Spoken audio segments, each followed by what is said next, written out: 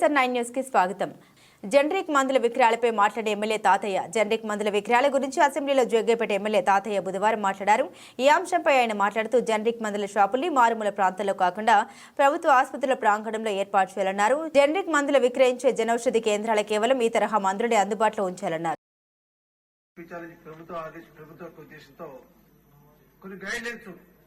Medicine తయారు చేసే companies కూడా తయారు చేసే కొంత శాతం జనరిక్ మెడిసిన్ తయారు చేయాలని చెప్పన్నారు అధ్యక్ష. దాంట్లో ఎక్కడ మాత్రం క్వాలిటీ విషయంలో రెండు బ్రాండెడ్ కంపెనీ అదేవిధంగా జనరిక్ ఒకే క్వాలిటీ ఉంటుంది అధ్యక్ష. అయినప్పటికీ కూడా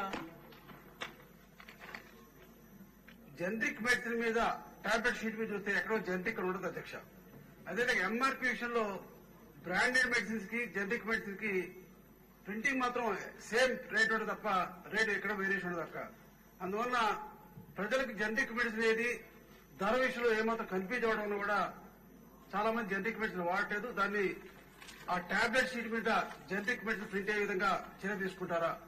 ఎంఆర్పీ విషయంలో కూడా జనరిక్ మెడిసిన్ కి బ్రాండ్ మెడిసిన్ కి తేడా ఉండే విధంగా చర్య తీసుకోవాలని మేము కోరుతున్నాం అధ్యక్ష.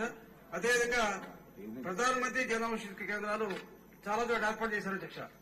అది గ్రామాల్లో గాని పట్టణాల్లో కూడా ఎక్కడ మారుమూల ప్రాంతాల్లో తప్ప మెయిన్ సెంటర్లు ఎక్కడ ఉండవు అధ్యక్ష. మేము మీ ద్వారా మంత్రి గారిని కోరేది జన ఔషధి కేంద్రాలు ప్రభుత్వ హాస్పిటల్లో స్థలం ఏర్పాటు చేసి ప్రజలకు అందుబాటు ఉండే విధంగా చేయాలని కోరుతున్నాం అధ్యక్ష. అదేవిధంగా జనరిక్ మెడిసిన్ షాప్ పెడతారు. దాంట్లో జనరిక్ మెడిసిన్ తో పాటు బ్రాండెడ్ మెడిసిన్ అమ్మటం వల్ల వాళ్ళు ధర ఎక్కువ అమ్ముతున్నారు తప్ప ఎవరు కూడా పేదవాళ్ళకి జనరిక్ మెడిసిన్ తక్కువ ధరకు దొరకట్లేదు.